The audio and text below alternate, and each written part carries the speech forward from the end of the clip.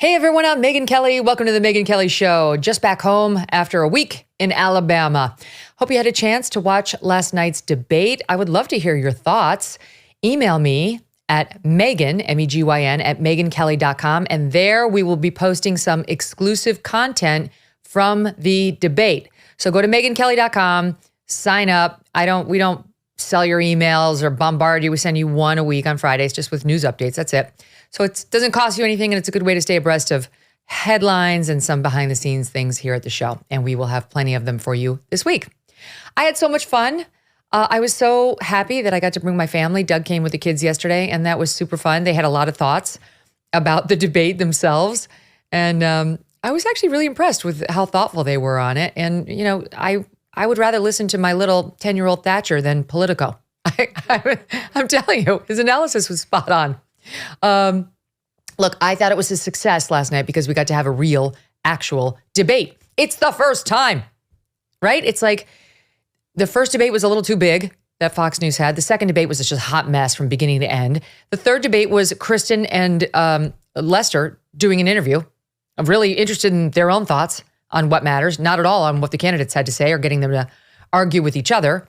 And I thought this was the first debate where they really got to go at it. We tried to shrink ourselves, and you got to see the candidates be the stars, which I loved, focused on real issues. And by the way, the two other things I thought made it different were we asked questions that Republicans want answers to, some issues that came up that were not raised at any other debate that are important to Republican voters.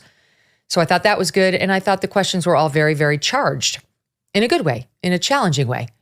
You know, you can ask very charged questions like that, I think, if the audience knows you don't hate these people.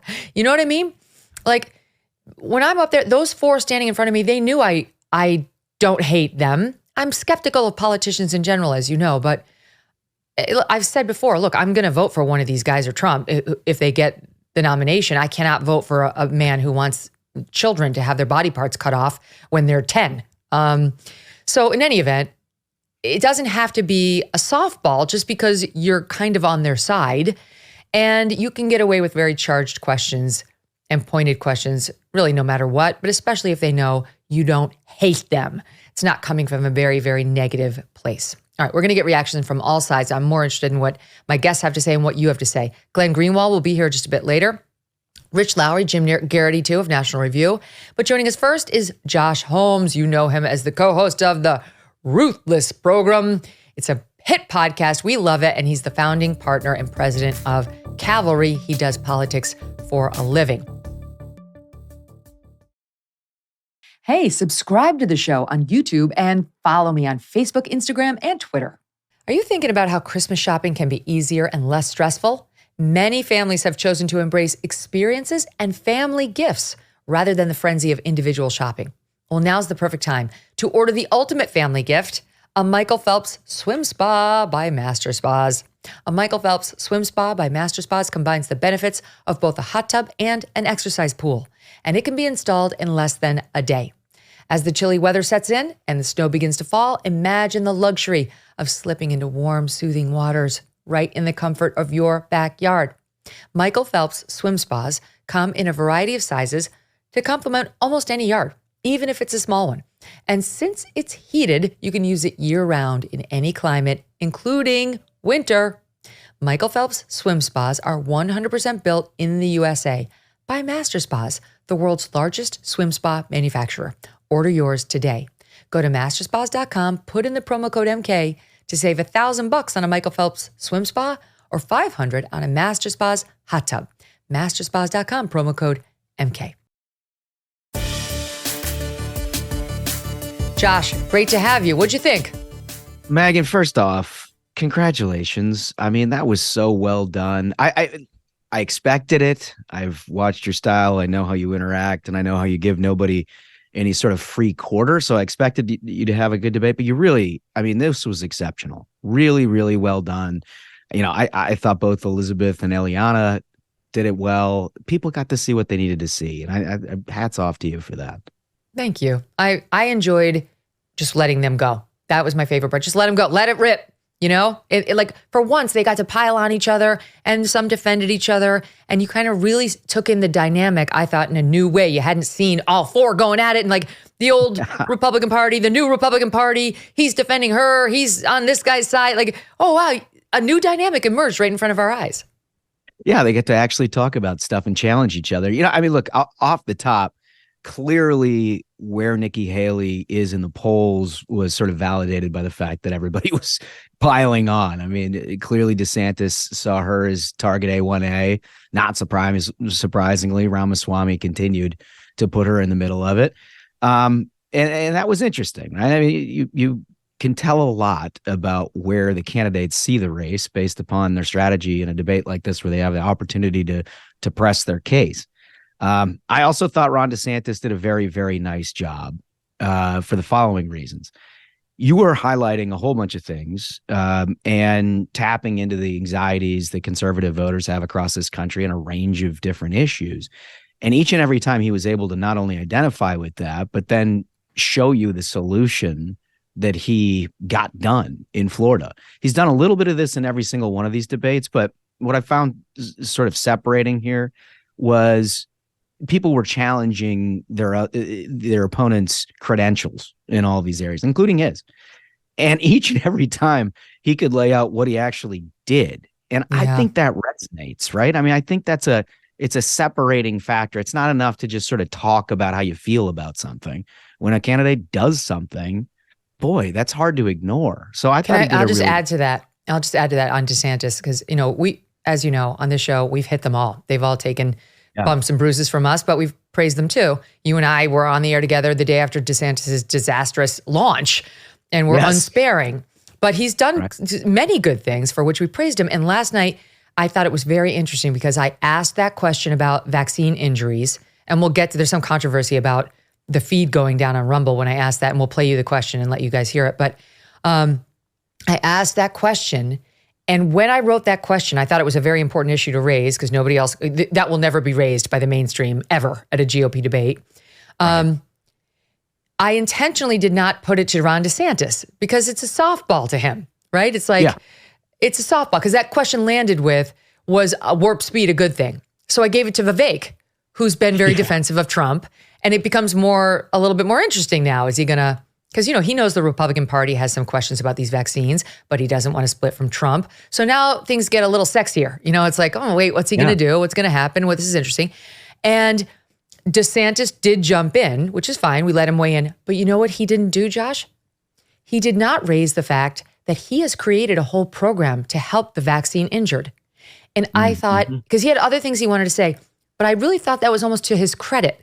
Because that's the thing about Ron DeSantis. He has done something about every single issue bothering Republican voters in Florida. He's actually done something, including this whole thing, but it wasn't unique or special to him. You know, it wasn't like, oh, wait, I've got something I can say about myself. No, he had many other things he wanted to get to. We could have gone on probably for an hour with him on that one thing, but I thought that is to his credit.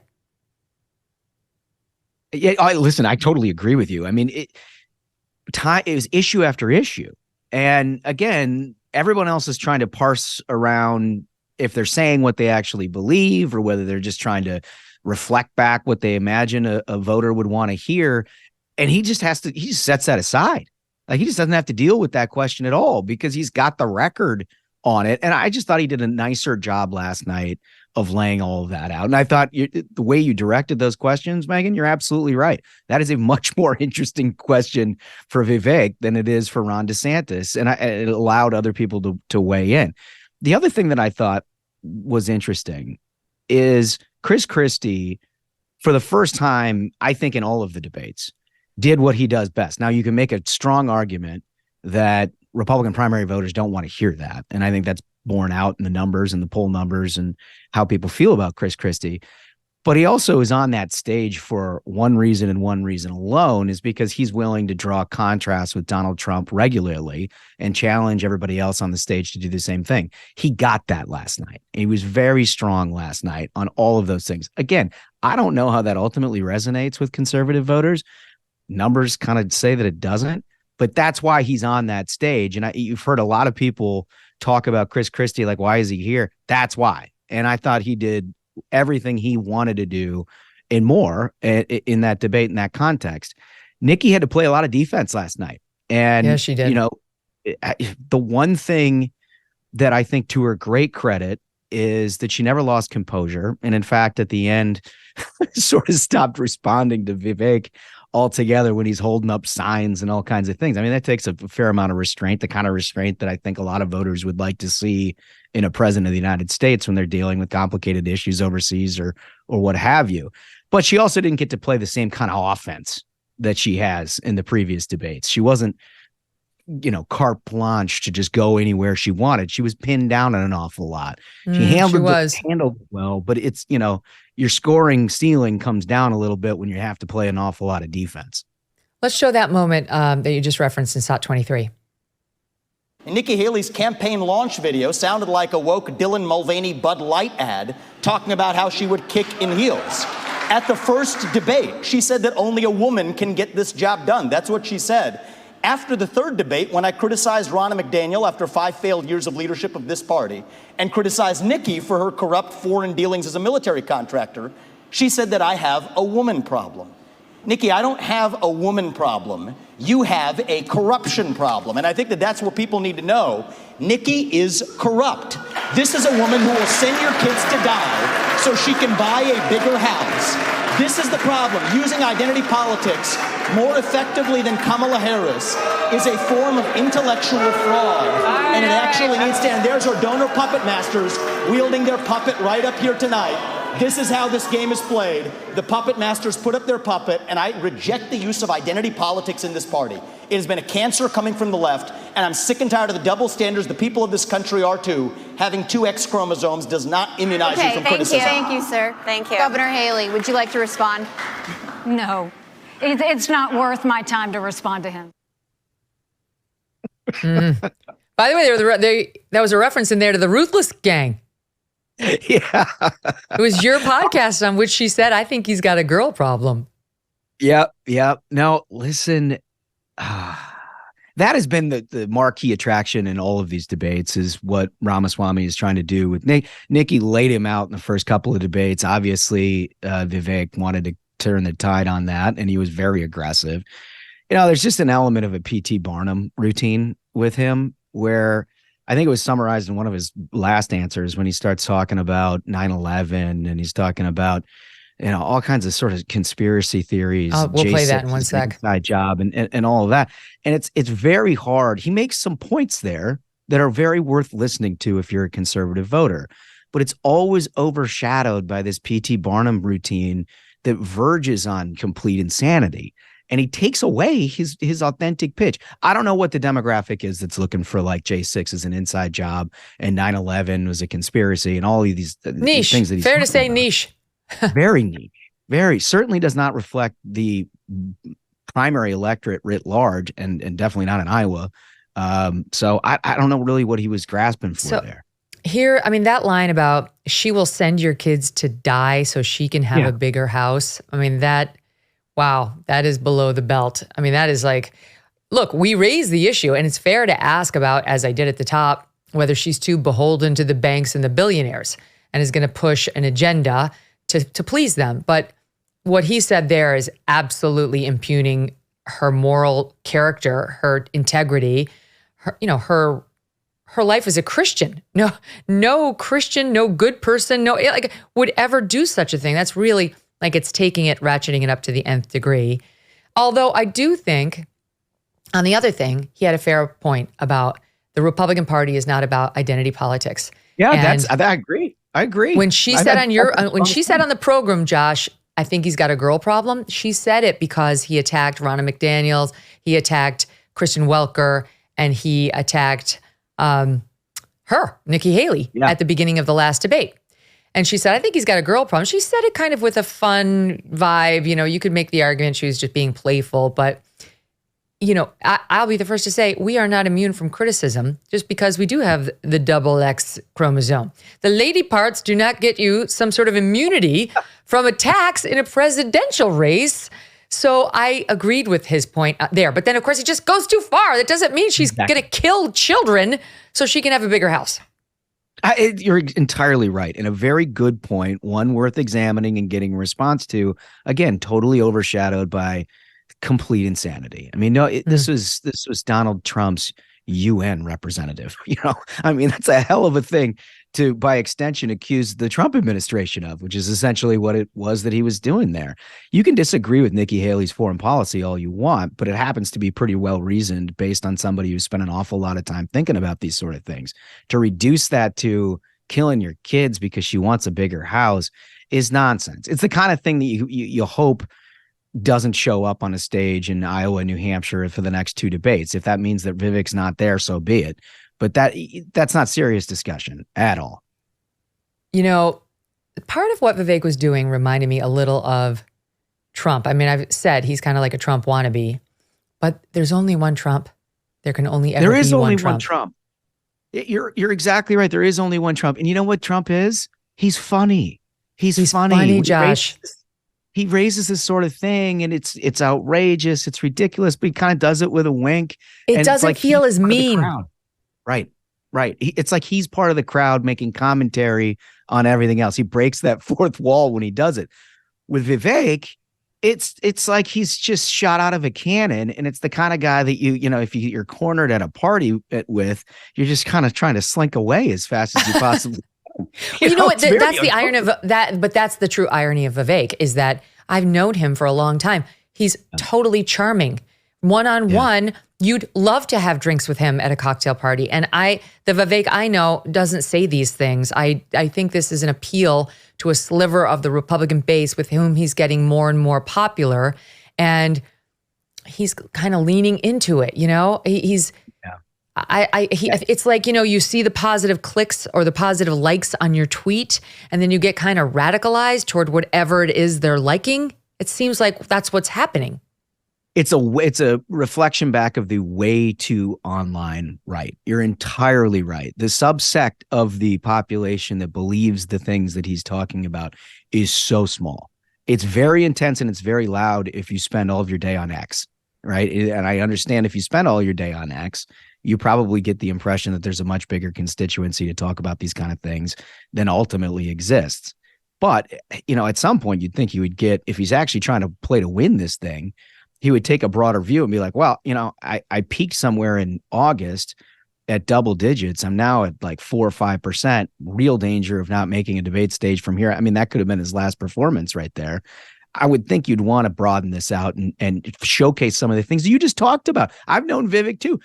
This is a charming guy. He's a very smart guy. He's a thoughtful guy.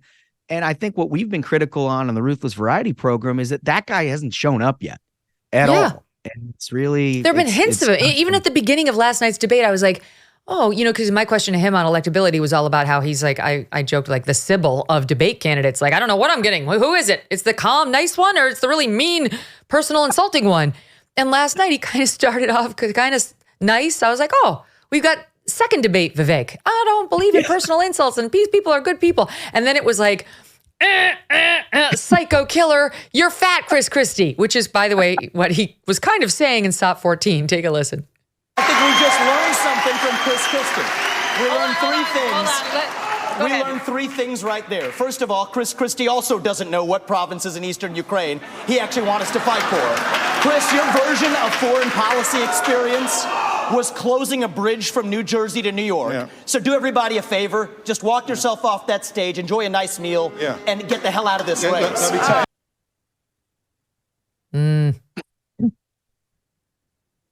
Whoopsie. I mean, to your point, like, listen, I know this isn't nice. I'm not trying to argue this was nice by Trump. But Trump gets up there. He's got a whole bit he does on Chris Christie's weight. And as I said in that debate last night, Chris Christie has given as good as he's gotten from Donald Trump. You heard the list of, I could have kept that list going for, 3 more minutes. Yeah. So Donald Trump doesn't like him. Christie doesn't like Trump either. Donald does this thing on the campaign trail where he's like, it's not nice to call him fat. That's not nice, sir. See, I didn't say it. He said it. Stop. Don't call him a fat pig. That's not nice. Okay. I am not advocating this language in any way, shape, or form, but he tries to do it with some humor. It does it land differently than if you do it with, and get the hell off this stage. It just feels a little meaner and a little bit more alienating for the audience. Yeah, also just totally disconnected. I mean, whatever you think of Chris Christie, he has a resume to be on that stage. The only person who doesn't is Ramaswamy, to be honest with you. And he's making an argument that nobody else is making. Ramaswamy really isn't. I mean, the only arguments that he's making that nobody else is like real conspiracy niche stuff. And so he obviously should be on that stage. But I think throughout all of this, you begin to separate the wheat from the chaff, and you start to see that if anyone is going to have the capability of challenging Donald Trump seriously, and it might be after South Carolina in the context of like a Super Tuesday at the beginning of March, it's going to require consolidation down to one person. And it's quite obviously going to be Ron DeSantis or Nikki Haley.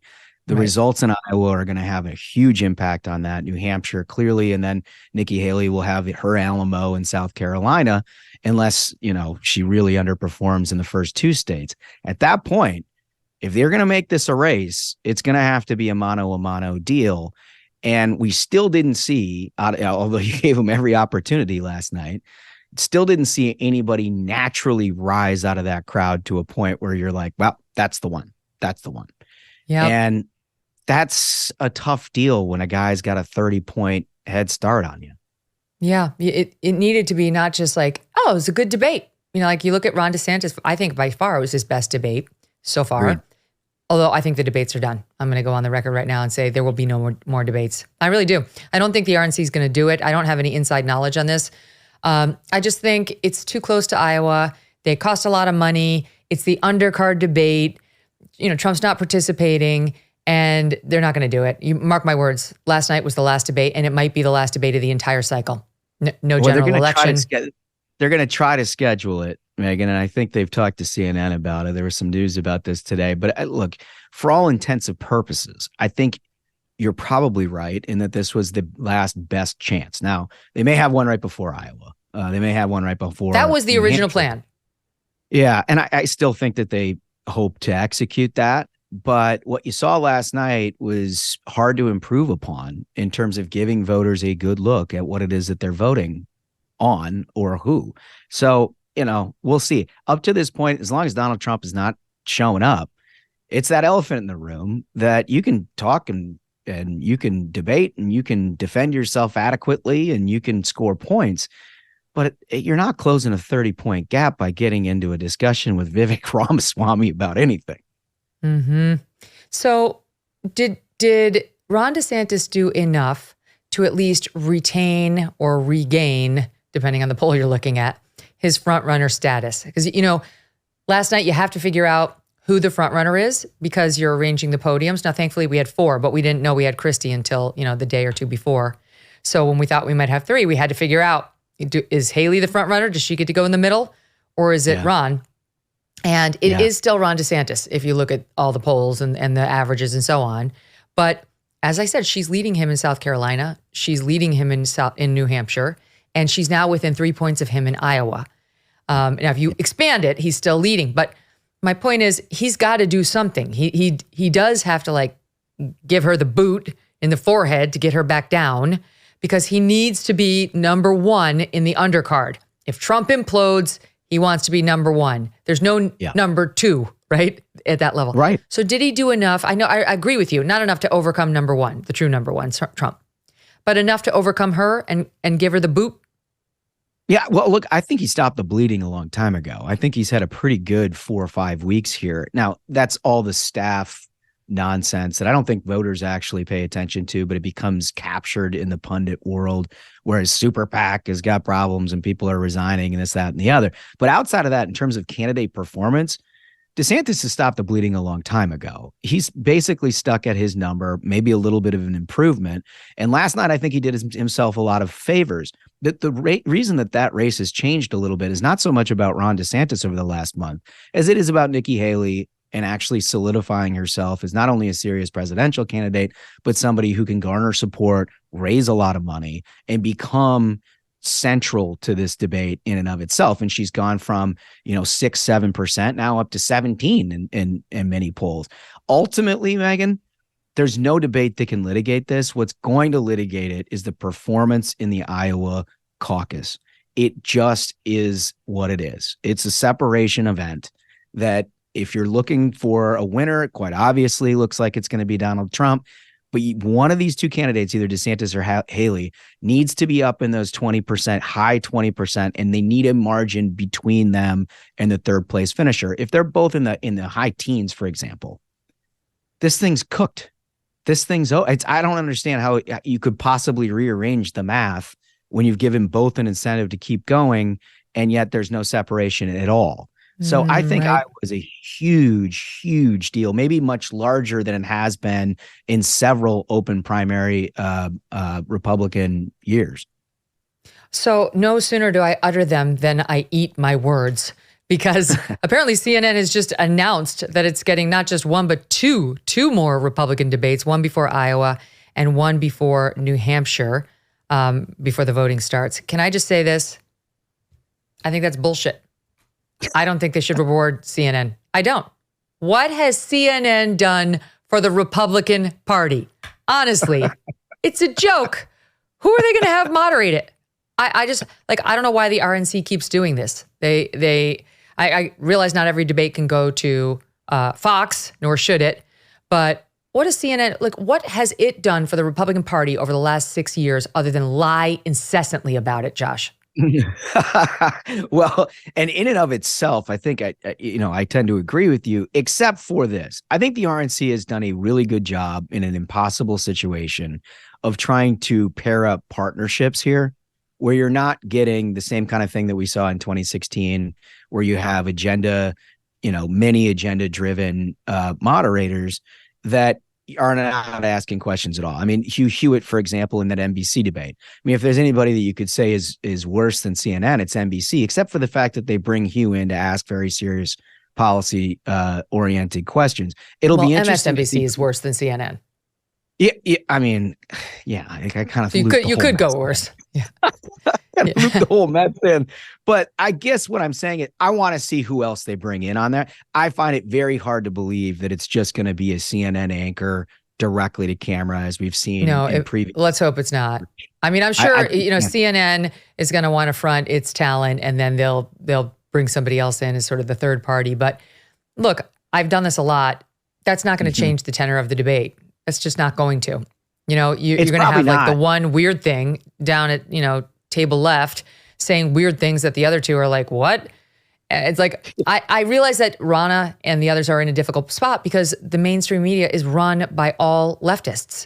I mean, the liberals run CNN, they run NBC, they run CBS, they run ABC, never mind MSNBC. And so if you want coverage, if you want the debate blasted everywhere, which is their goal, there's only so many partners you can work with. Right. So I get it. Putting the conservative on the panel is their next best option. But I think it's so irritating that they get rewarded after all the shit they pull and all the nonsense they've dumped on Republicans and Trump for the past 6 years since they went hard partisan. I just felt like it's outrageous to me. Whatever. Okay, I've had my say. Okay. I think there's an awful lot of primary voters that agree with you on all of that, Megyn.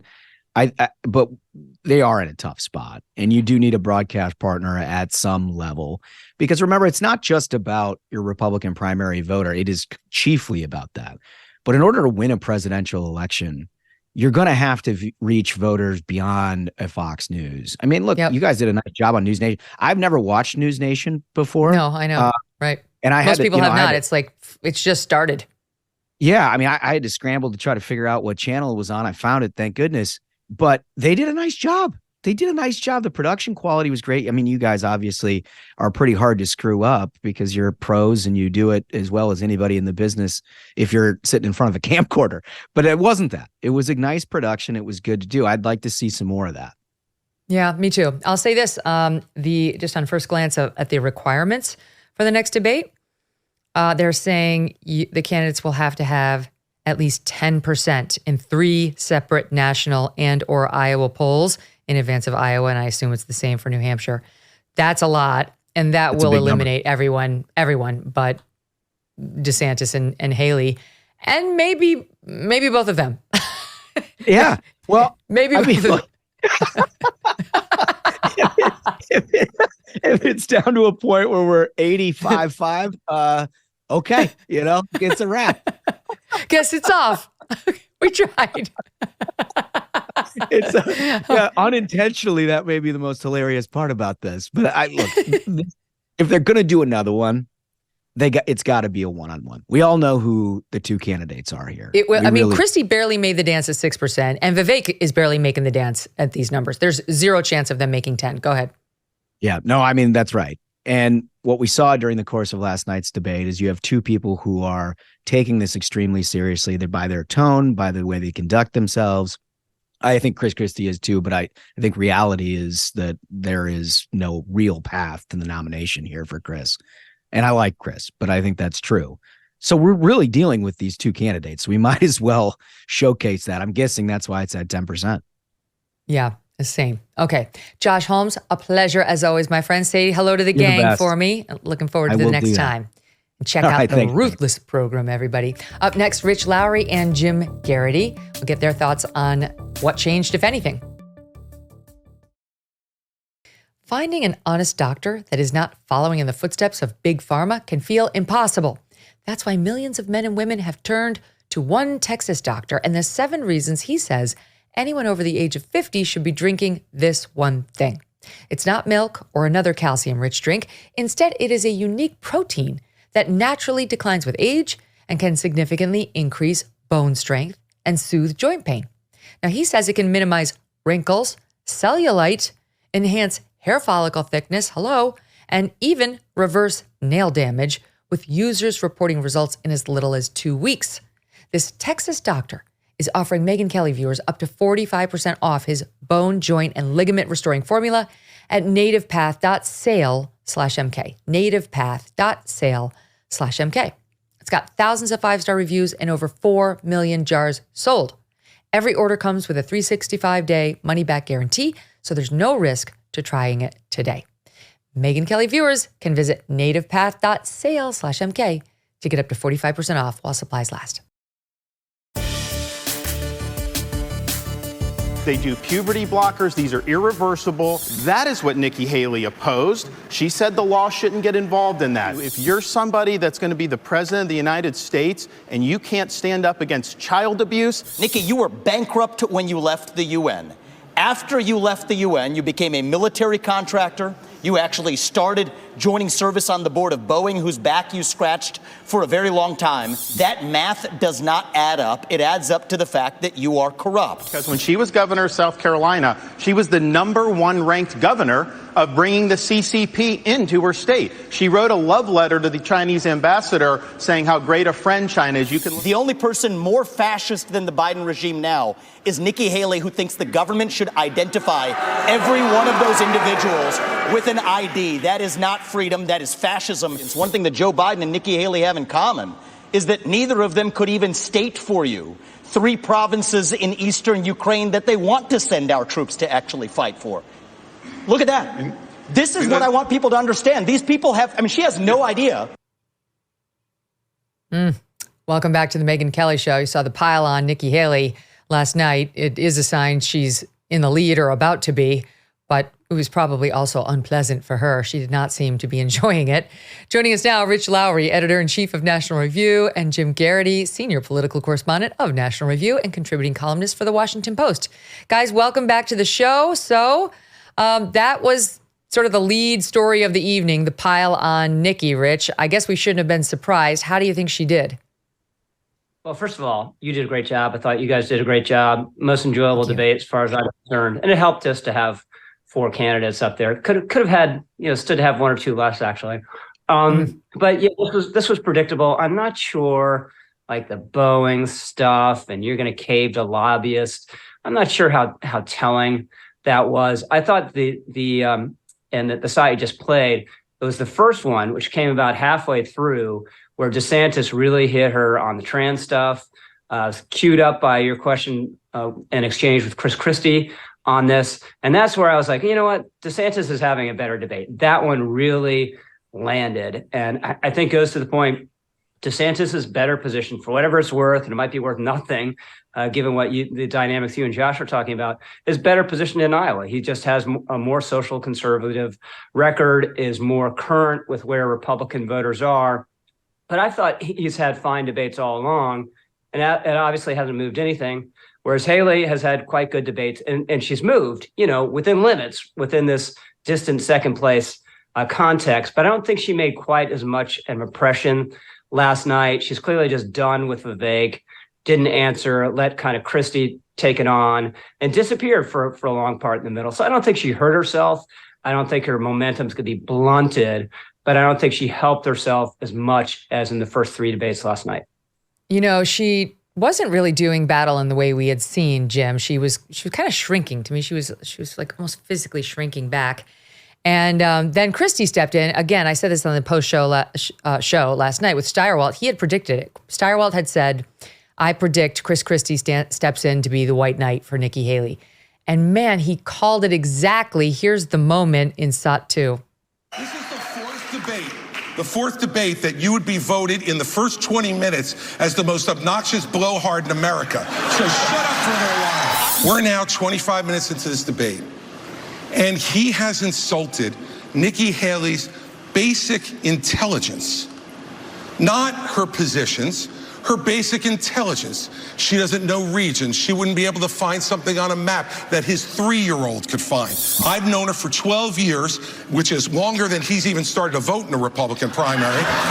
This is a smart, accomplished woman. You should stop insulting her. So I'm going to take Trevor.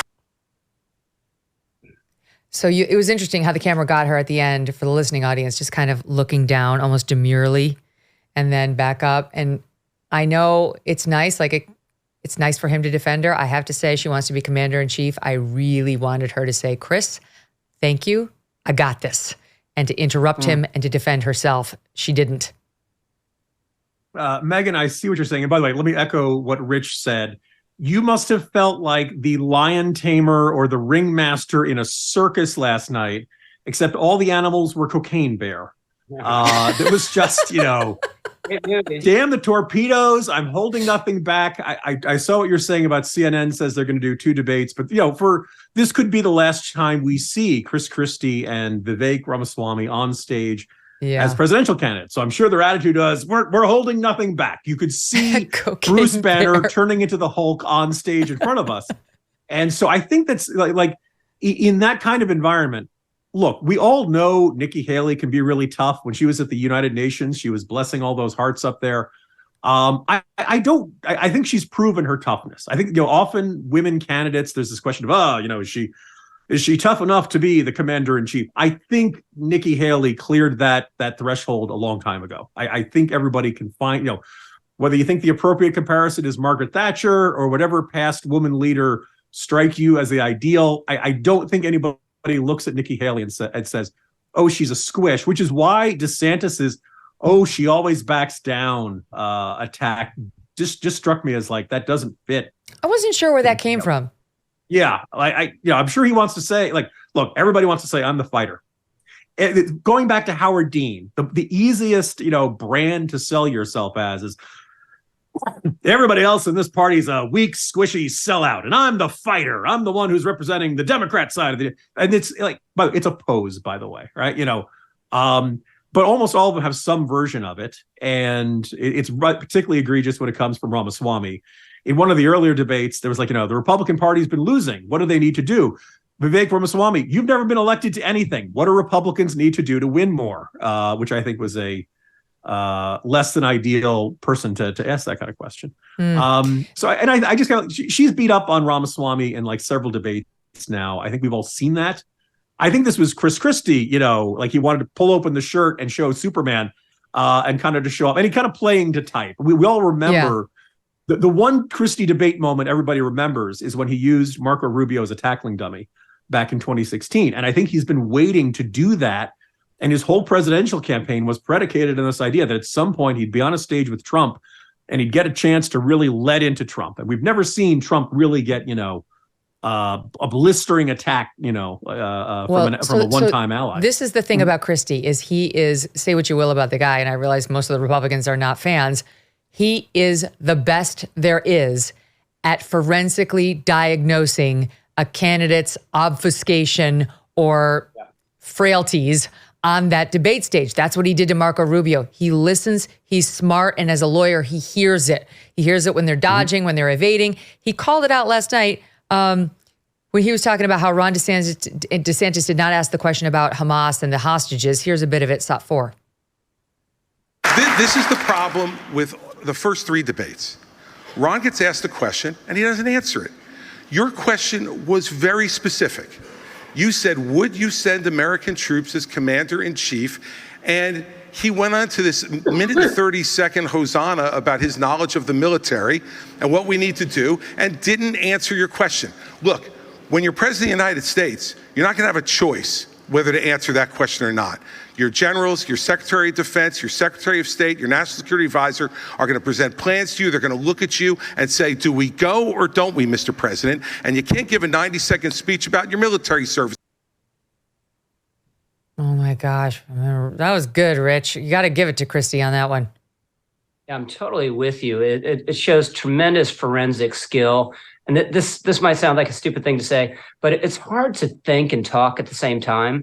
And it's hard to listen to other people when you're on a stage like that, because you're thinking, well, what question might come to me next? What would I have said to this question that just was asked to another candidate that might come to me? And it's hard to just focus in detail on what other people are saying. And Christie has the ability to do that. That was a good hit on DeSantis, and DeSantis had no rejoinder, and Christie came back on a couple other answers and pointed out the same thing. On one of them, on whether Trump is fit as a matter of age, I thought most people listening to DeSantis would have thought he answered that, right? He's saying he's not unsuited, but he's too old and now needs someone younger.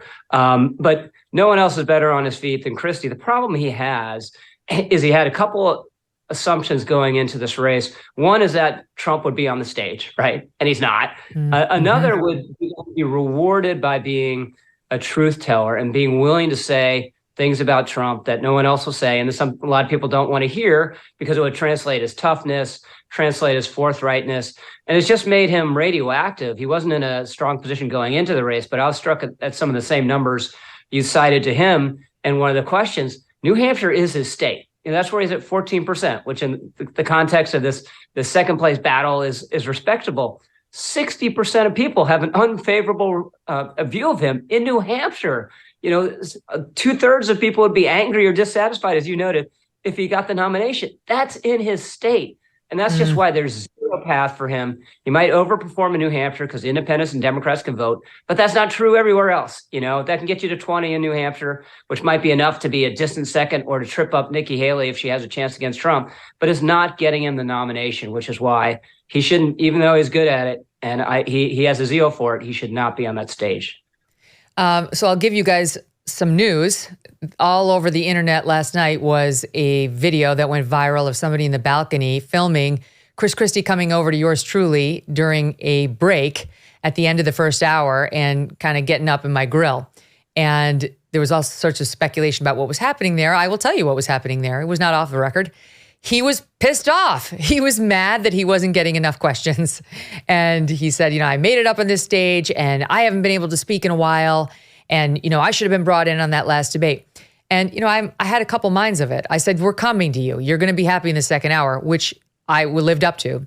But number one, he was right that in the last run, he had been excluded. And the reason that happened is because we let them fight in the first 40 minutes of the debate. And therefore, that comes at the expense of something. And where you insert yourself, Chris Christie, on this earlier fight, it's all at the expense of something else that's coming, which is fine. We were not wedded to our rundown. We had like 40 questions going out there. Our goal was to ask 10 of them, in a perfect world. But the producers in the truck have to rejigger the rundown and move. Like our whole Trump block was supposed to be playing much earlier in the show. We had to move it. And anyway, the long and the short of it is the sort of even distribution of questions got mucked up by all the arguing. Having said all that, I knew very well that Christie was going to get asked a Trump question having to do with immigration at the top of the next hour. So it was totally fair to him. And he's polling at 2%. Okay? In no debate ever, and I've now done 6 of them, have we given as many questions to the guy who's at 3% as to the person who's in the lead, at least amongst the candidates on the stage. I'm sorry, Governor Christie. That's the way it is. And all said and done, CNN says this is the timing on the stage. Vivek got 22 minutes, DeSantis 21, Haley 17, Christie 16, and 52 seconds. So he was a half a minute behind Haley, who's tied up there for number 1. So I don't want to hear it, frankly. We did right by him. He got a ton of airtime. That's what he was mad about. I like the guy, but just to break some news on what people are speculating on, Jim, they never like it when they don't get to speak. Yeah. I was going to say, one, by the end of it, it didn't feel like any of the candidates had been significantly shortchanged. And I think those numbers bear that out. If you need further support, I checked the Real Clear Politics national average this morning. Christie's actually at 2.5%. So that's looking better. But let's point out, Tim Scott is still at 2%, and he left the race a month ago. So he's still Chris Christie is half a point ahead of the guy who dropped out a month ago. So that's the momentum there. Right. Naturally, it's not going to go. Whenever you have 4 candidates, one of those candidates is going to be the last one to speak. I think he got to speak like 14 minutes in. And I can understand that kind of, rankling on him. But if you not that many people came to see Christie. Yeah, he didn't jump in. Others were jumping in, and I was allowing it. It's like you can lead the horse to water, but he didn't. And I said, "You're like, hey, I see you over there. We're coming to you, but good stuff's happening here." And nobody had said, "Hey, can I get in?" I was like, they were just going for it. It was great stuff. Anyway, he got in. He had his say. All was said and good, said and done, and it was good. And he and I think, are fine. He left the debate hall seemingly unhappy. He gave an interview to Dana Bash on CNN, and he seemed rather angry. In fact, we have some of that. It's SOT 16. He was most unhappy with Vivek Ramaswamy. Here it is. I think Vivek does have a woman problem. I do think he insults women's basic intelligence. He's done it over and over and over again. And I guess tonight I just had enough. I had enough of listening to his garbage. And as I said, his smart-ass Harvard mouth, because that's what it is. When he's dictating to me and Nikki Haley, who have committed ourselves to public service, while he's been off stealing from seniors to make his fortune. Yeah, I'm not going to put up with him anymore. And I'm going to tell the truth. If someone's insulting Nikki Haley in a way that was personal, it was nothing about issues.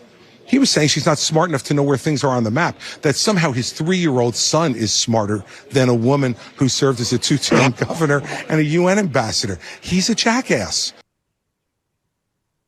So did he take Vivek out in the way he took out Marco Rubio? No, I mean, there's not taking Vivek out. I mean, Vivek has kind of been slowly taking himself out. I mean, every one of these debate performances has been a little sip of arsenic for him in terms of his electoral ambition. And the reason why, as you pointed out at the beginning, he shifted a little bit is that he does apparently care about being liked by voters and his poll standing. And he's been slipping since the first debate when he came out so obnoxious.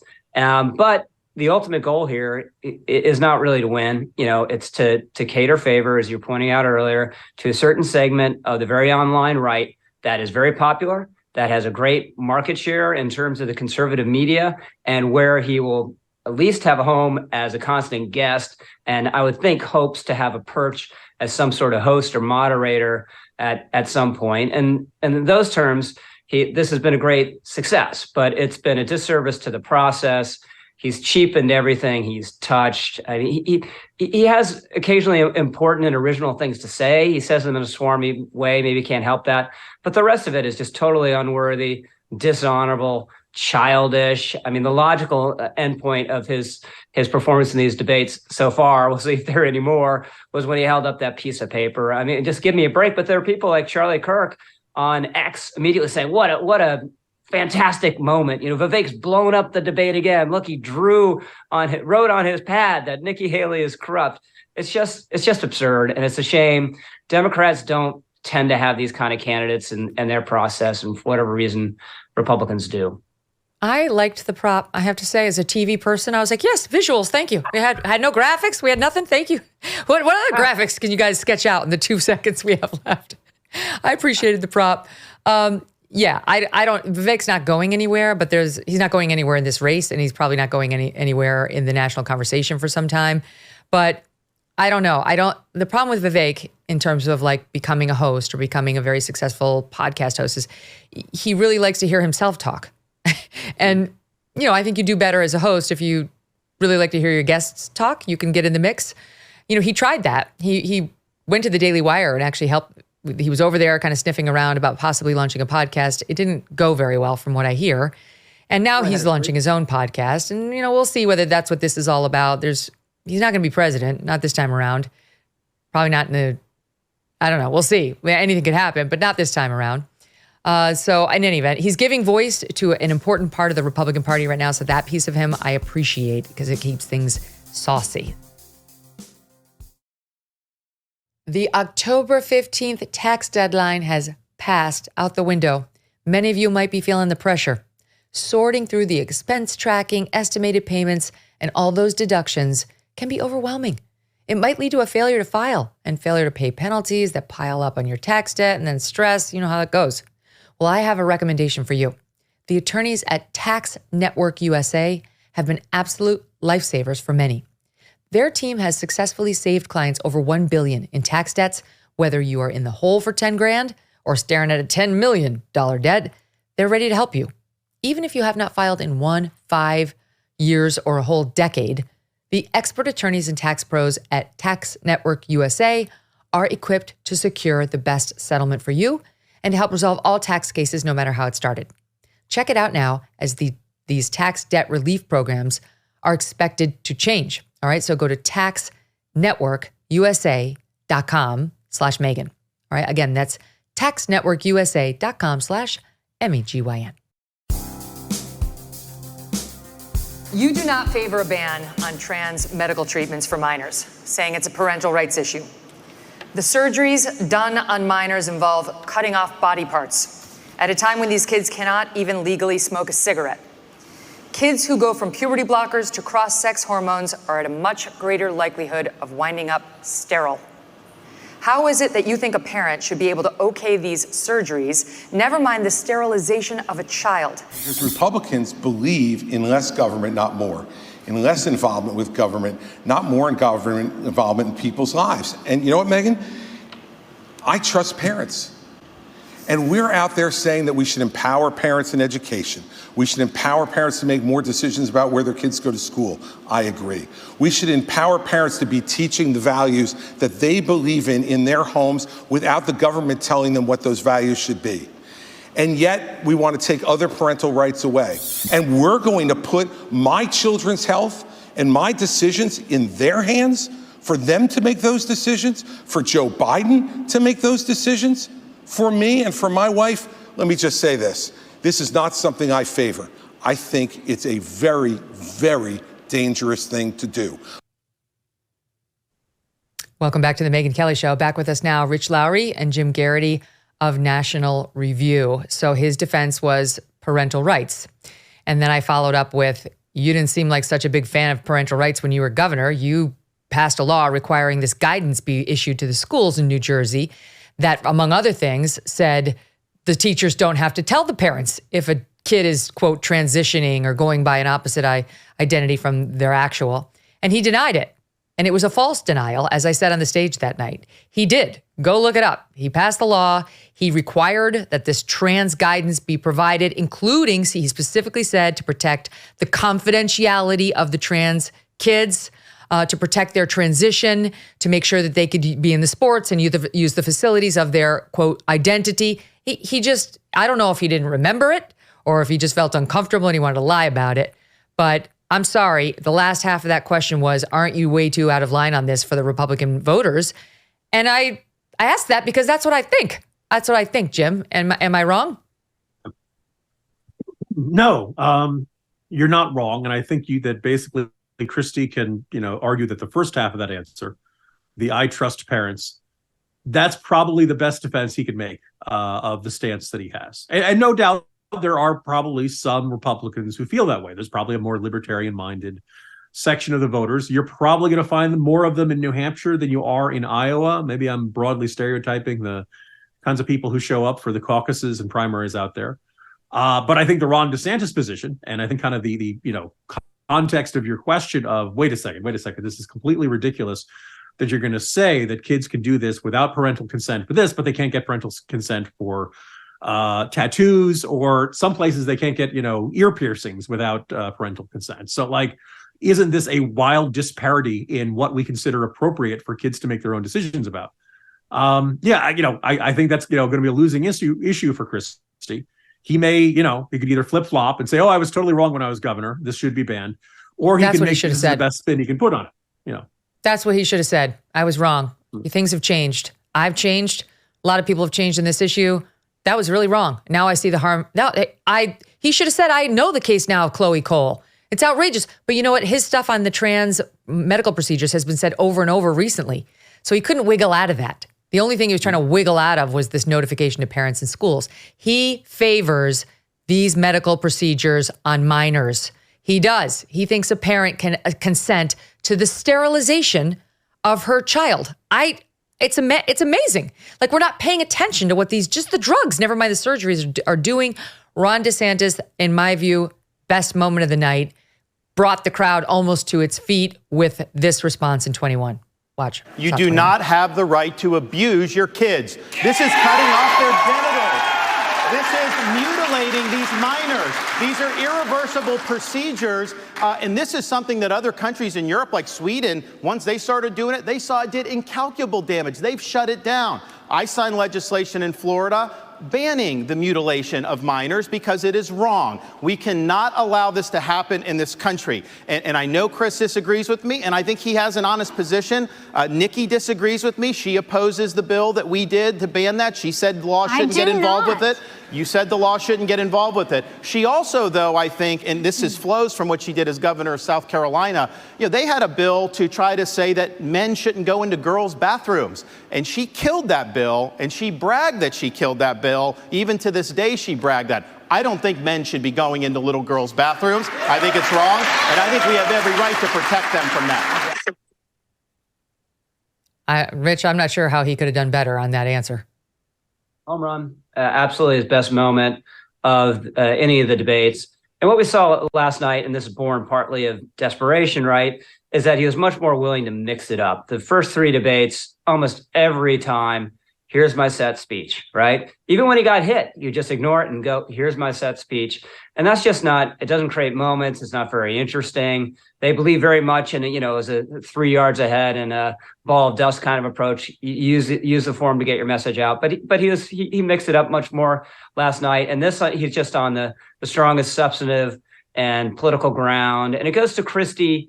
It's not like he was governor 20 years ago, but what his position was back then, which he's now stuck to, unfortunately, was kind of the conventional wisdom. Say with Nikki Haley back then. That's what you did if you're a respectable politician. And DeSantis represents a much more current position, has actually walked the walk down in Florida. So if there's a moment that really helped him last night, it was that.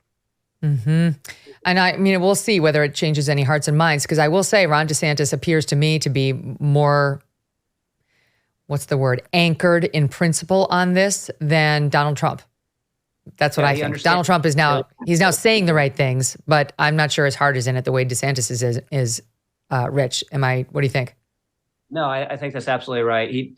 This is something where clearly, I think most things, there's some exceptions. Ukraine, I don't think DeSantis is particularly sincere, Ukraine funding. But on this, he feels it passionately. He understands the case and can state it strongly. The thing with DeSantis, and I think the reasons why he's had such trouble, one is Donald Trump, right? This is the greatest showman on earth. People are still attached to him, and he's got indicted 4 times, and people hate it. That's the fundamental thing that's gone wrong.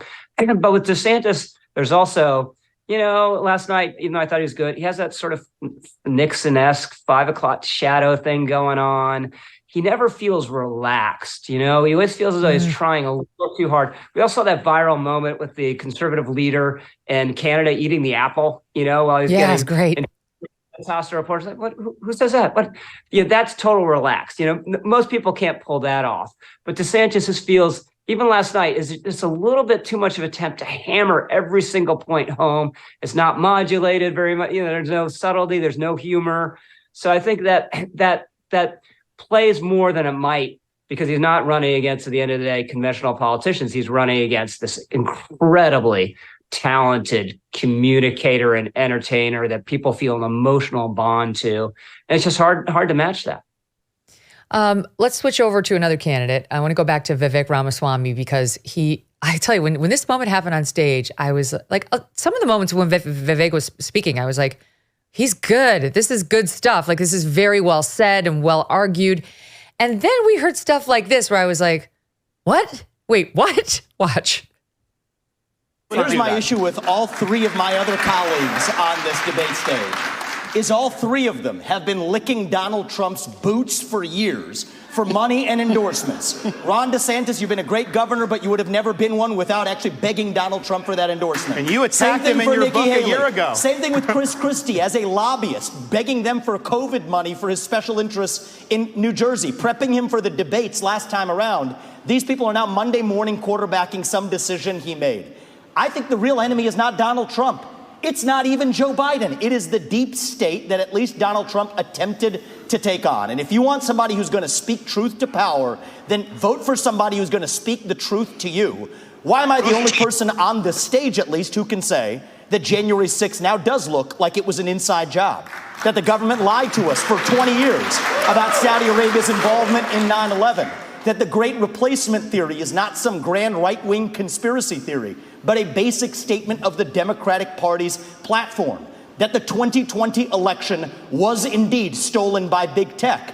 That the 2016 election, the one that Trump won for sure, was also one that was stolen from him by the national security establishment that actually put up the Trump-Russia collusion hoax that they knew was false. A lot in there. Jim, would you like to take a shot at that one? Megyn, Rich, we don't talk directly about religion on this program very much, but I think of myself as a believer. But I'm not going to lie. There are times my faith is challenged. And when Ramaswamy can be up on that stage and accuse the other three of being bootlickers to Donald Trump, the fact that Ramaswamy was not struck by lightning makes me question the existence of God, because there was ever a moment for God to say, nope, that's a lie. Thunderbolt, here you go. You can't say that kind of thing. That would be it. That would be, to paraphrase some comedian, Ramaswamy calling you a Trump bootlicker is like Michael Jackson calling you weird. It's just kind of the guy who defines the term. So, look, I could rip into Ramaswamy all afternoon, but one of the things that jumps out at me last night, he began by saying that Nikki Haley, like Joe Biden, wanted to send troops into Ukraine. She's never said that. I went and I checked. If Nikki Haley had said we should send U.S. troops into Ukraine to fight Russia, that would be a big deal. You would have heard about it by now. This isn't that you missed it somewhere in the news cycle and only Ramaswamy picked this out or something like this. Now, we can have a legitimate argument about Ukraine. We can have a legitimate argument about how much aid should we send. What kind of weapons can we spare? What kind of weapons can we not spare? Is there a longer term plan? This is a legitimate debate to have. But when you begin it with my opponent has a you make up your opponent's position. You muddy the waters, and then he goes back to the same well later, and he says she's doing that. She wants your children to die so she can get a bigger house. Does he know that Nikki Haley's husband is in the South Carolina Army National Guard and is currently deployed in Djibouti, Africa, for a year? Like, do you know a lot of military moms who are like, yeah, let's have war. I want to have as many casualties as possible. What the hell is wrong with this man? I'm sorry. Yeah, I could rant all day, but that gives you the gist of my day. Can we just spend a minute on it, though? Because I am interested in what's happening to this piece of the Republican Party. Because I know a lot of MAGA voters, people who love Trump, who do not think January 6th was an inside job, have questions about 9/11, or maintain that both elections, 2016 and 2020, were stolen. Like, there is a slice of within MAGA, maybe it's growing, that seems to be really latching on to these things. Is like, yeah, we see the inside truth. Deep state is everywhere, doing everything. What do you think about it, Rich? You guys follow this for a living. Yeah, so it's clearly not everyone. It's not a majority of the parties. It's not a majority of MAGA, but it's a really engaged part of MAGA. And again, a element of MAGA that's very loud online and that has big social media followings and is making Vivek a folk hero. So I think what's happened is he slowly slid this way over the course of the campaign. And I think it's based on the affirmation of those kind of social media influencers that, they are important. They have important bases, important voices, and important audiences. So, you can run through those things. No, January 6th was not an inside job. The government did hide the Saudis' role. Now he's presenting it in a way that plays into this broader conspiratorial thinking. What the national security establishment did after 2016 was terrible.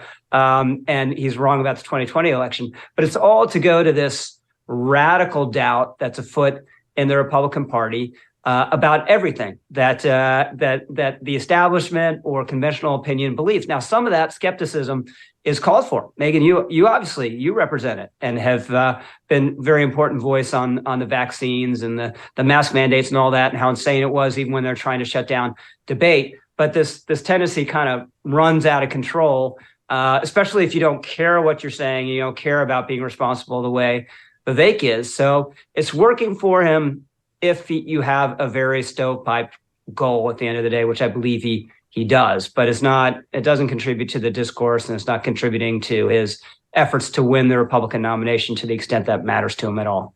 He's like, he's got a nugget of truth in there, and he expands it, like, again, well beyond where the facts would support. For example, we've seen the videotapes on January 6th of, yes, cops letting people in.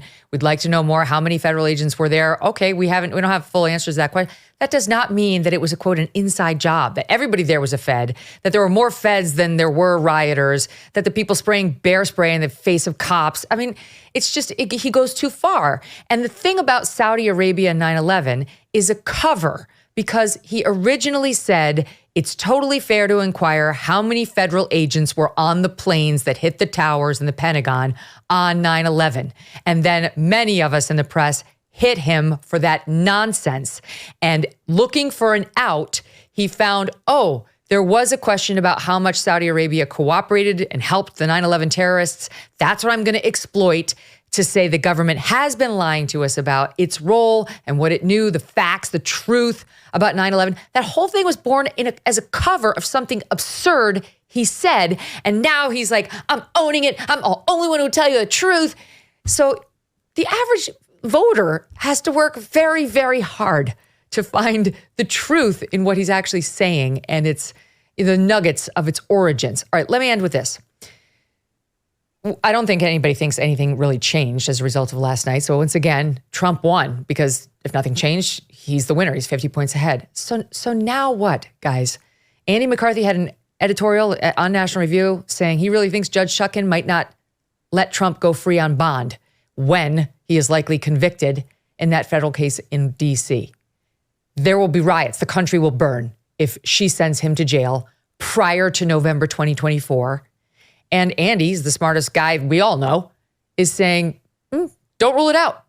So where do we go from this day to that?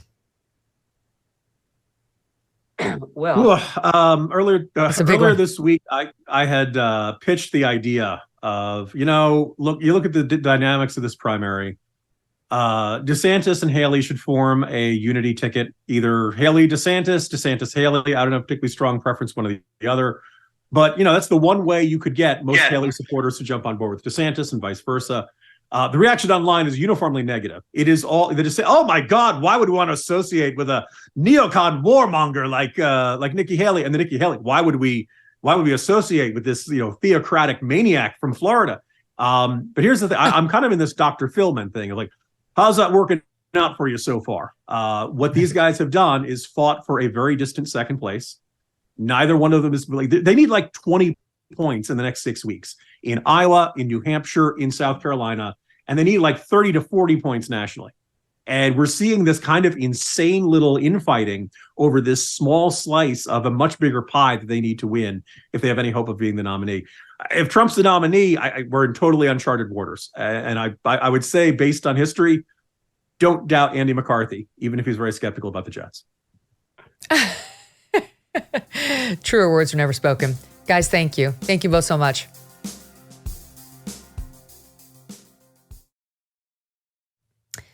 Debt. You can go to bed thinking about it, wake up thinking about it, eat your lunch thinking about it all day. High interest credit cards and loans make it nearly impossible to pay off your debt. And insane inflation keeps you stuck paycheck to paycheck. The system winds up trapping you in debt. Donewithdebt.com can be a lifeline. I have spoken in the past about my own experience with debt back in law school. It was bad.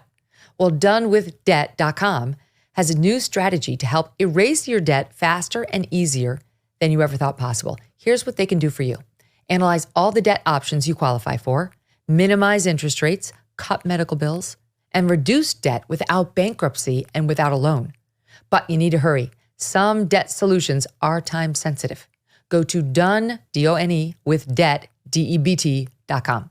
Find out how easy they can make it and find out if it's right for you. Donewithdebt.com. Donewithdebt.com. Welcome back to the Megyn Kelly Show. Joining me now, Glenn Greenwald. He's host of Rumble's System Update. Glenn, welcome back. Great to have you. Great to be with you, Megyn. And I don't like to start any appearance by praising the host, but I nonetheless want to say how great it was to see you back in that chair where people knew that the rules were going to be enforced and there was not very much funny business. And I think that was largely due to your presence. So it was great to see you doing what you do best. Thank you. Thank you, Glenn. It was great to be back out there, I have to say. Also, I have an update for the audience now.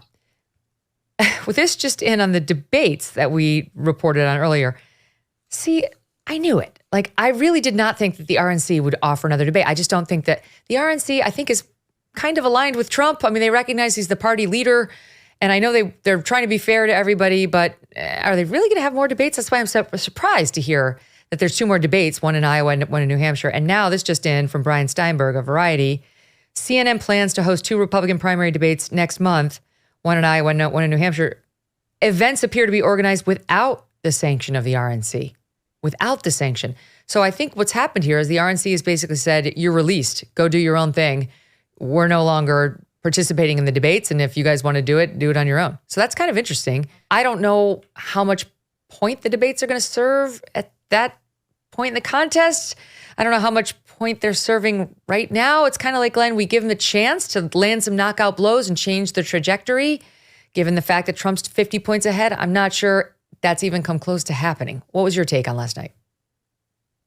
Yeah, I mean, there's an obvious gigantic elephant hanging over these debates, which is that the person who, by all indications, the voters of this party actually prefer to be their nominee is not participating in these debates. And the more he doesn't participate, he doesn't suffer any harm. And on some level, maybe he even gets stronger.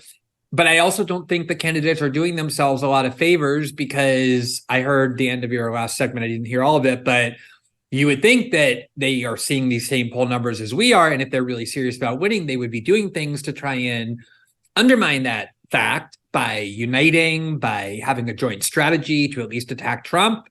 And they just won't do it. And so when they sit there and bicker among themselves, I saw some focus group that I think News Nation had convened, and the overwhelming sentiment in that focus group of Republican voters was that the winner was Trump by a pretty good distance, and that's been the dynamic that they haven't been able to break. This is what led to Chris Christie raising the following on stage last night. Listen to Sat 3.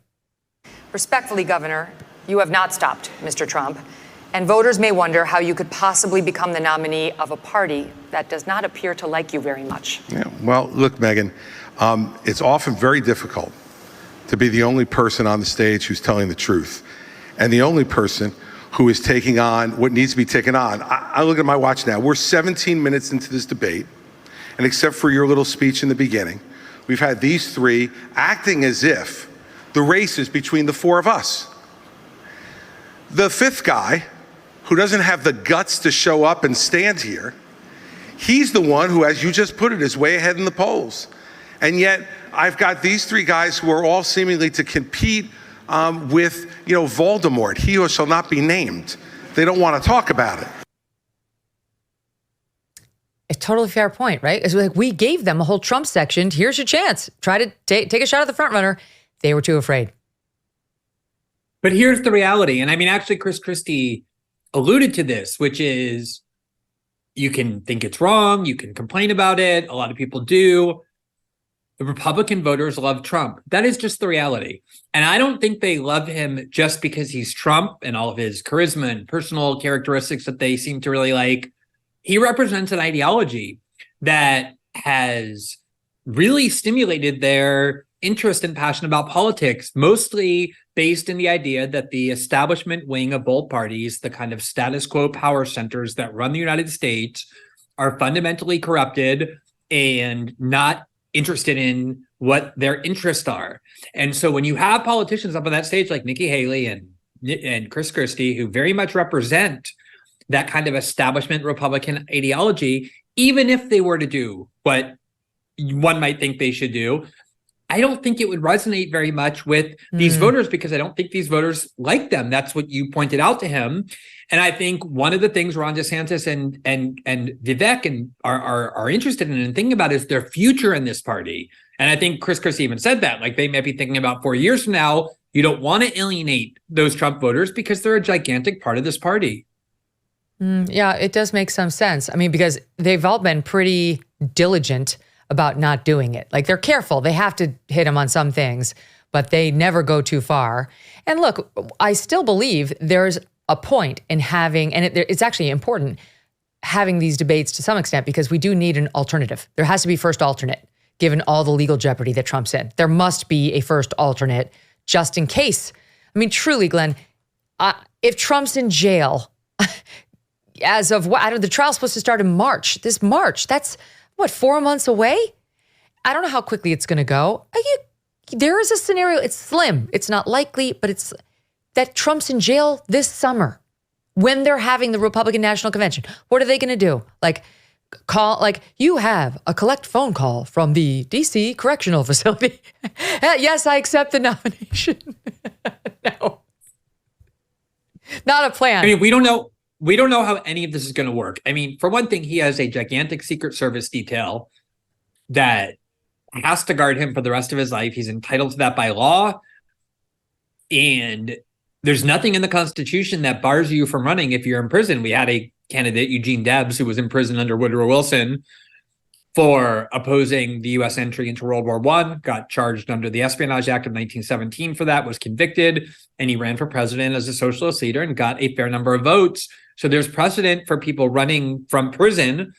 And it's the huge unknown. Like, is this obvious distrust that people have for our institutions of authority so fundamental and so entrenched?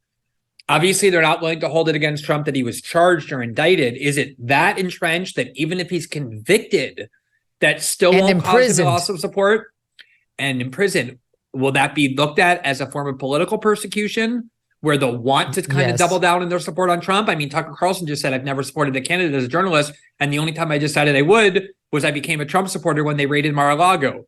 I think there's probably a lot of people who see it that way. And I just don't know. I can't pretend I know. Yeah, I know. None of us. We're in really uncharted territory here, and only time will tell. All right, let's talk about Vivek, because we've beaten up on him a little bit here tonight, and it's not all. He did some good stuff last night, and he's very interesting. And I was saying to the guys before you, there were moments last night where I thought you kind of become mesmerized by him. He's such a good speaker. He makes his points so well. He's like, there's a bit of theater to him that's compelling. You know, he knows how to sort of like capture your attention and deliver a line, and like the rise and fall in his voice, it can kind of suck you in. Van Jones felt differently over on CNN. He was not sucked in. Here is his reaction on CNN after the debate. SOT 18. And the smug, condescending way that he just spews this poison out is very, very dangerous, because he won't stop Trump, but he's going to outlive Trump by about 50 years. And you're watching the rise of an American demagogue that is a very, very despicable person. Yeah. And I was shaking listening to him talk, because a lot of people don't know that is one step away from Nazi propaganda coming out of his mouth. Oh, we got the N-word, Nazi, and he's shaking. Vivek made Van Jones shake. Yeah, I mean, look, when, the New York Times has this little thing they do after every debate where their columnists rank the participants and see who they think wins and see who they think loses. And they've ranked Nikki Haley as the winner of all 3 debates. I don't know what they did last night.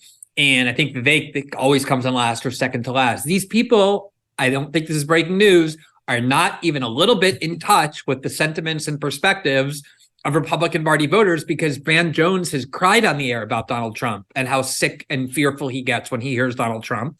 And these are the people these Republican voters hate. So I know that, I don't know who was packed there last night. I went to the first one. I know that the RNC usually gets to pick and choose who's there. So the reaction of the crowd, too, is often disparate from what American voters in the Republican Party are reacting to. But they don't respect these people. They don't like these people. And I think Vivek is purposely kind of seeing what Trump did and more or less following in that path. I talked to Vivek 2.5 years or 3 years ago about an unrelated thing, and I hung up the phone and I said to my friends, that is going to be a politician very shortly. It was clear that he had this kind of ambition to be a public figure in that way before he was, and he is skillful and talented. And of course, his audience is not, his target audience is not Van Jones and New York Times columnist. But if you want to be successful in the Republican Party, that shouldn't be. They love Chris Christie and Nikki Haley. Mm-hmm. So when he's dropping the N-word on Vivek in that moment, the other N-word, it was in response to Vivek, this, I listed the things that Vivek said, like January 6th was an inside job and this. And the one thing he said in there that I will give him is the great replacement theory is a Democrat thing. It's not a Republican thing. He's 100% right about that. But the Democrats will never admit that. They want to say Tucker's a racist, and I'm sure Vivek's a racist. Vivek's a Nazi. And Dana Bash asked Vivek about that after the debate. Take a listen in SOT 16. When people hear great replacement as a racist theory, or conspiracy theorist, or people who are crystal clear, I'm the kid of immigrants. But when the Democratic Party and Biden, the leader of the Democratic Party now, as recently as 10 years ago with Mayorkas sitting at his side, expressly talking about non-white populations exceeding white populations, that being a good thing, and immigration policies they've advanced to achieve that result remain in Mexico, which they're not enforcing.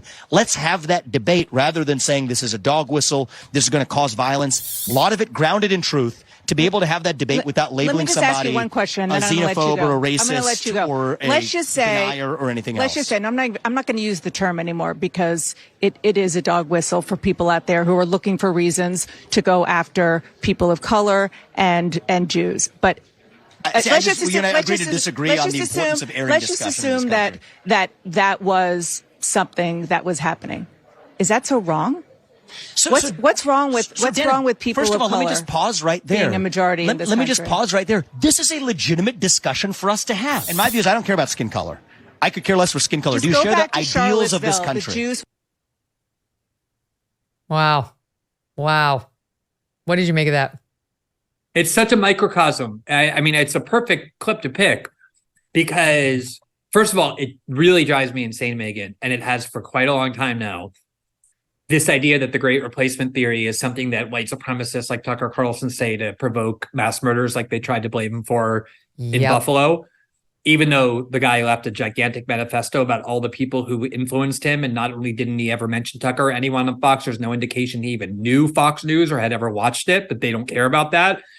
The great replacement theory is 1000% a Democratic Party idea. There are Democratic Party operatives, mainstream ones, who wrote books saying that the key to an enduring permanent Democratic Party majority is ensuring that we have so much immigration that it changes the demographic composition of our country, and these newly arrived immigrants will forever be Democrats, and there'll be no way for us to lose elections because of these demographic shifts. So the Democrats can say that that's their plan, but then you can't point it out that that's their plan. That is insane. But I also think that there are legitimate debates about things like immigration and what the effects are that people like Dana Bash and CNN and the whole liberal commentariat have tried to say is off limits, and they just scream racist and they yell at you that you're provoking violence. And that was a perfect microcosm right there of the fact that huge numbers of people, as we know, Democratic governors and Democratic Party mayors, the minute large numbers of immigrants started showing up on their door, illegal ones, they started screaming bloody murder and calling for the Biden Justice Department to do more to secure the border. But there's this idea that if you're in a neighborhood like where Dana Bash lives or people like her live and you're all ensconced and you don't have the kind of immigrants in your neighborhood that many other people do, then you can call everyone racist for caring about it because it doesn't affect you. And that is the breach between, I think, elite culture and ordinary Americans that has become so destabilizing. Yeah, couldn't agree more. By the way, speaking of Tucker, I should tell our audience, Tucker will be joining us on Monday. Very excited to bring him to the show. This is the first time we've spoken many times privately, but this is the first time he's been on the show since he left Fox. And guess what? He has a big announcement when he comes on. So you will hear that only here. Don't miss that. Yeah. Okay. So Vivek, it's kind of fun to watch him be provocative towards the left. And he really stirs up a lot of feelings in them. He stirs up a lot of feelings in the right too, but on different issues. I don't think he told me after the show, he's not going anywhere. He does not plan on dropping out. I think he's in this now for other reasons because Vivek is not going to be the president this time around. And, he's accomplishing something. So let's talk about, because I know you're not a Nikki Haley fan, and he was her chief antagonist. DeSantis got in on the act more than ever, but Vivek was the chief antagonist last night. And I'm told by the team that this particular exchange captured one of your complaints about her. It's SOT 12. I want to go back, though, to Nikki Haley's comment from earlier that she is somehow not responding to the will of these donors. Nikki, you were bankrupt when you left the UN. After you left the UN, you became a military contractor. You actually started joining service on the board of Boeing, whose back you scratched for a very long time, and then gave foreign multinational speeches like Hillary Clinton is. And now you're a multimillionaire. That math does not add up. It adds up to the fact that you are corrupt. What was it about that exchange you liked? Well, the facts are true, first of all, that when she left government, she spent her whole life in government, and she did struggle with a lot of personal debt, which I personally don't consider a moral failing. Most Americans at some point in their lives struggle with debt. It's a very American thing. In fact, I think it's actually a good thing if you're running for president to have had that experience. But it is true that she immediately converted her political celebrity and political influence into enormous amounts of personal wealth, using that Hillary Clinton, Tony Blair, now very common way that when people leave Washington, they get very rich by meeting in private with activist groups, giving speeches to them, serving on the board of Boeing. And when you look at Nikki Haley's policies, the one on which she's running, those policies completely align with the interest of all of those big donors and those corporations that made her personally very wealthy and that are now funding her campaign. Now, the question always is, the eternal question is, are they funding her campaign because she agrees with them, or does she agree with them because they're funding her campaign? Usually, you can't really draw that line. It ultimately doesn't make a difference. The influence of money is so great in our politics that you might kind of morph into the kind of person that you know will attract big donors and think you're doing it because you really believe in it. But the point is, there's a reason why Wall Street and why corporate donors are running to Nikki Haley, because they see her as a vessel, as a tool to advance their agenda. And their agenda is not the agenda of the American people. Republican Party voters have made very clear they reject that agenda of international globalism and corporatism and militarism. That's not what they said they want in every poll and the way they're voting. And so I think it's an extremely legitimate question to ask, how is Nikki Haley's campaign being funded, by whom, and how did she get so wealthy in such a short amount of time? And I think those answers have now been revealed through investigative journalism, including some of the work we did about where her money came from. I really wrestled when I was coming up with her electability question on between two things. Well, three things. The candidates, because the way you do it is you come up with all sorts of research on the person. Obviously, hopefully, you have a working knowledge of what matters to Republican voters and what the party looks like and what it's saying. And you look for her vulnerabilities. And for her, there were a couple of lanes. There was one accusing her essentially of being a political opportunist because she's flipped and flopped back and forth on Trump many, many, many times. One was how hawkish she is in a party that is increasingly rejecting that and that has learned some hard lessons from 20 years of war. And then the third was this lane, which is where I ultimately went with the money and, being beholden to the banks and the billionaires. Are we being too hard on her versus someone like Trump, right? It's like eventually he did, once he won, get all the billionaires. They all wind up bending the knee once you become the president, and they will do it again. So like once you get into office, they're all there wanting to control you for money and so on, and they're all going to try to woo him again if and when he becomes the nominee. So are we being too hard on her in that way? Well, one thing she said that is true is that all of these people had been backing DeSantis in the beginning. They thought he was the best alternative to stop Trump. And only once they saw his polling numbers and concluded that he wasn't talented enough on the campaign trail and dealing with people, he wasn't resonating, they switched to Nikki Haley. So now he gets to say, oh, she's getting all this money from bankers on Wall Street. He was getting it at first and lost it to her. But, once you're president, of course, everybody in power is going to go and try and, have a friendly relationship with you because of how much power you wield as a politician. It is true, though, when Trump ran in 2016, all of this big donor money was looking for every alternative but Trump. They started with Jeb Bush. That was where all those dollars went. No, they didn't want Trump. Then they went to Marco Rubio. Then they even though they hate him, went to Ted Cruz, anything but Trump. And they went one after the next and ultimately didn't win. And this is what they're doing here, too. So you are, of course, right that once somebody gets very powerful, everybody bends the knee. But you can look at who power centers want to become president and who they don't want to become president. And I'm not saying you should automatically reject the candidate they support because maybe they support them because they'll foster economic growth or whatever. But the reality is, as you said, Nikki Haley supports an ideology, a foreign policy ideology and an economic ideology that the largely working class base of the Republican Party has come to detest. That's just the irreconcilable reality. Well, that's why, we thought it would be interesting in that quick last block that we had, which was tight, to just ask a question about which president you admire. And, Christie said Reagan. I think an honest Haley probably would have said Reagan too.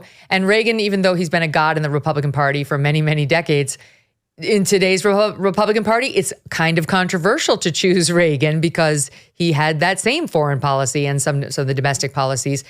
And so Christie did it. He said Reagan. And she said George Washington and Abe Lincoln, Glenn. It was like, oh, come It's like a third grade book report. Like if you ask any American kid in like junior high who their favorite presidents are, they're going to say Abraham Lincoln and George Washington. I mean, it really sounded a little bit pitiful. That was not a good... I appreciate the Calvin Coolidge reference, though. That one was actually kind of thought out. And that is Ron DeSantis. He's well thought out on everything. I said this after my interview with him. He can go 10 deep on any subject and then some. So I wasn't surprised at all that he had one that nobody else chose and he had good reasons for it. And then Vivek with the Thomas Jefferson and the swivel chair. I mean, everybody loves the swivel chair. We've been spending too much time focusing on that Declaration of Independence. The swivel chair is the bomb. Thanks, TJ. All right, I have to move on to Rumble. We've gotten to the bottom of this. You're on Rumble. So one of my questions last night was about the vaccine injured. And apparently, unbeknownst to me, the feed blacked out on Rumble in the middle of the question. And I totally understand why on that question, it would lead people to go into, whoa, who did that mode? Here's the question, first of all, unedited. Through Operation Warp Speed, the Trump administration and private industry developed a COVID vaccine in record time.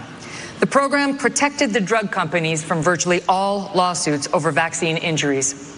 The government has a program to compensate for such harm, but critics say it is a black hole of bureaucracy. 12,000 claims filed, 10% decided, only 8 payouts so far, in a forum with no right to counsel, no hearings, no appeals. Mr. Trump says he's very proud of Warp Speed. Should he be? Okay, and he went on from there. That was the full question. Now we know why the feed went out on Rumble. Rumble says it was not fed, like there was a problem in the feed it was receiving from News Nation. It was nothing Rumble did. And News Nation had a problem feeding to the spin room as well on that question and maybe another one I heard. This is what happened. It froze black on Rumble. That's what the audience. So I get it. Anyway, we just want to clear it up. There's no conspiracy. News Nation had trouble. Yeah, it did air live on News Nation. Right. And Rumble also posted the proof of this. Christina Pushaw, the spokesperson for Governor DeSantis, said, they absolutely believe that. And if there's any platform that wants an open COVID debate and has done more to foster an open COVID debate, it's Rumble. They allow every last conceivable view on there. So as Christina said, if there were any other platform, I'd be suspicious, but not with Rumble. Yeah, exactly. They're committed to all this stuff. But what did you make of, this is the first vaccine in which COVID, or God forbid, the vaccine injured, was raised. And I it's been very annoying to me that nobody else has raised any of this. I realize we're well past COVID and people don't want to be reminded. But the vaccine injured are still out there. And it's not just people with small injuries. There have been some people catastrophically injured who are completely ignored. And you look at the payouts. I didn't get to this because the questions can only be so long. The payouts these 8 people have gotten are like $1,000, maybe $2,000. There's been no big payout and there never will be. And these vaccines were mandated in company after company and government after government department. Well, this is the thing, Megyn. I mean, this is, I think, the heart of everything we've been talking about and that actually the Republican Party is dealing with, which is the reason that all happened is because there's complete government capture of the regulatory agencies, capture of the entire executive branch by these industries through campaign ad donations and PACs and all sorts of other things. They have the revolving door where the executives of these industries go to run the regulatory agencies and they run it in favor of these industries. And when they leave, they get rewarded by getting hired in even better jobs, stock options. It's legalized corruption. And so when everything is done from a public health perspective, it's all done to protect the pharmaceutical companies. So they had this mandate to develop a vaccine. And of course, they want to say, look, if you want us to develop a quick vaccine, we'll do it. But then you need to give us some protections. It's not totally unreasonable. The problem is that it was rendered taboo to talk about the deaths and the harms from these COVID vaccines because it was deemed COVID denialism. There was widespread censorship on it. The minute anyone talked about it, they were accused of wanting to encourage people not to get the vaccine or to kill people. And so there was every attempt made to repress it. And that's exactly the problem is the establishment has so many ways of preventing debate that it took until the 4th debate, even in the Republican Party field, which is more open to talking about this, for this issue even to be raised. And I think a lot of people would find it controversial. And I understand why they would think maybe there was tampering going on to prevent the discussion because so much of that has happened. I know it's kind of a confluence of events all at one time, but News Nation aired the full thing on News Nation. They had no desire to censor anything. News Nation loved the question. I can speak to that firsthand.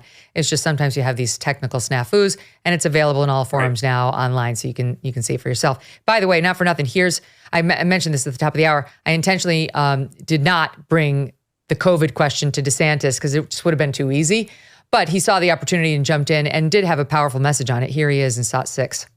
We need a reckoning for what this government did during COVID-19. That includes the mRNA shots. They put it out. It was experimental. People wanted it. Then the government started trying to mandate it, to say you don't have a right to put food on your table if you don't take an mRNA shot that was under emergency use. They tried to take nurses away. Now, in Florida, we blocked that. We provided protections for everybody so that they wouldn't lose their job. You also have the FDA approving an mRNA shot for 6-month-old babies. There was no data to support that. They're doing it because big pharma will make money. So I'm going to go in there, CDC, NIH, FDA. We're going to clean house. There's going to be a reckoning because right now nobody's been held accountable for any of the damage. And they're going to try to do it again. When I'm president, this will never happen to our country ever again. Glenn, the thing is, I believe him. I believe him. He actually has gotten things done and he lived it firsthand. And unlike so many others, he wasn't lured into the excessive authoritarian rule that we were getting handed down. Well, here's the thing, Megyn. This is what I don't understand, because you asked me earlier why they're not attacking Trump more directly, more harshly. And we talked about that. But in these kinds of things, I think is where they could, without even alienating Trump voters. I mean, if you're going to be Chris Christie and just constantly talking about how much Trump is a terrible human being, of course, Trump voters are going to hate you. But what Ron DeSantis is able to do, I don't think he does nearly enough, is say Trump's words were correct. The problem is he didn't follow through with any of it. He said he was going to build a wall. Where's the wall? I'll actually get it done. I mean, he did say that. But even with the COVID thing, the reason we had Fauci is because Trump didn't fire him. The reason we have Christopher Wray is because Trump didn't fire him. The deep state continued because Trump did nothing about it. Trump had so many appointees, including Nikki Haley, who were in foreign policy positions, even though their foreign policy was the exact opposite ideology of the one he said he believed in. So there was this constant mismatch between what Trump was promising people that he was going to do, that he got them to vote for him, and the failure of the follow through of the actions. And I think that's where DeSantis could do way more work in saying this is why Trump failed you. Not because he was wrong. He was right, but he didn't do it, and I'll do it. And I think that could be a lot more direct. And obviously, COVID is the perfect example where even a lot of liberals will now look back and say, even though we attacked and smeared and maligned DeSantis while it was being done, he turned out to be largely right. He was willing to read the data and not go along with the herd mentality. And that is an impressive attribute in a political leader. It seems to me that Ron DeSantis is finally finding his groove in this race. After the debate with Newsom, at this debate, he's finally finding his groove.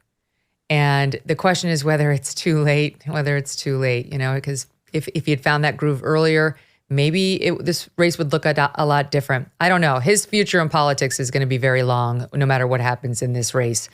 Glenn Greenwald, your future in punditry and journalism is going to be very long as well. It's always a pleasure, my friend. Great to see you. Great to see you, Megyn. Thanks a lot. All right, see you soon. All right, tomorrow, we're going to be back, and Maureen Callahan will be here. I'm looking forward to talking to her. She's always fun. There's so much to catch up on. And again, Tucker Carlson will be here for the full show on Monday, and then we'll leave a little time at the end for calls. So set your calendar for that one. We'll see you tomorrow.